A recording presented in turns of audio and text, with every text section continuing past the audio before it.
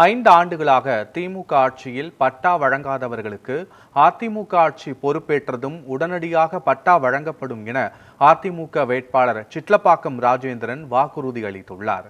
தாம்பரம் தொகுதியில் போட்டியிடும் அவர் பெருங்களத்தூர் பகுதிக்கு உட்பட்ட 55வது மற்றும் 56வது வார்டில் வீதி வீதியாக வாகனத்தில் சென்று பொதுமக்களிடம் இரட்டை இலை சின்னத்திற்கு வாக்கு சேகரித்தார்.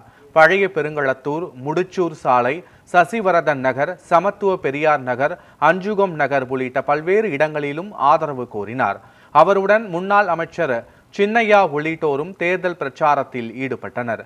அவர்களுக்கு மலர் தூவியும் மாலை அணிவித்தும் நினைவு பரிசு வழங்கியும் ஆரவாரத்துடன் வரவேற்றனர். அப்போது பொதுமக்களிடம் பேசிய அதிமுக வேட்பாளர், இந்த பகுதி மழை வெள்ளத்தால் பாதிக்கப்படும் போது பாதிக்கப்பட்ட மக்களுடன் நானும் அதிமுக தொண்டர்களும் தான் களத்தில் நின்றோம் என தெரிவித்தார்.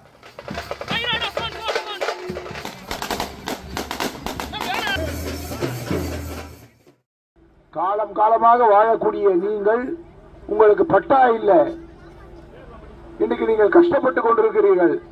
திமுக ஆட்சி வந்தா எப்பவுமே நமக்கு கஷ்டங்கள் தான் மிஞ்சும். என்ன சொன்னாங்க திமுக ஆட்சி போது, நாங்க ஆட்சிக்கு வந்தா நீங்க பட்டா பெற்று தருவோம் சொன்னாங்களா இல்லையா? இந்த 5 வருஷத்துல செஞ்சாங்களா? செய்யல. இதையெல்லாம் நீங்கள் எண்ணி பார்க்க வேண்டும் அன்பு சகோதரிகளே. எனவே அண்ணன் எடப்பாடியார் அவர்கள் ஒரு எளிய விவசாய குடும்பத்திலிருந்து வந்தவர். நம்ம மாதிரி அவரு சாதாரணமாக நாம் அழைத்தவுடன் நமது பகுதிக்கு 2017ஆம் ஆண்டு வந்தார். இந்த பகுதிகள் எல்லாம் பாதிக்கப்படுகின்ற பொழுது அண்ணன் அவர்கள் வந்து ஆறுதல் சொன்னார்கள். அவர்கள் முதலமைச்சராக இருந்த போது பெருங்களத்தூர் பகுதியில் இருக்கக்கூடிய மக்களுக்கு வருகை தந்து ஆறுதல் சொன்னார்.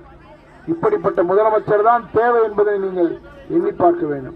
எனவே அன்பு சகோதரிகளே, உங்களுக்கு வேண்டிய உதவிகளை செய்யக்கூடிய எனக்கு இரட்டை இலை சின்னத்தில் வாக்களி.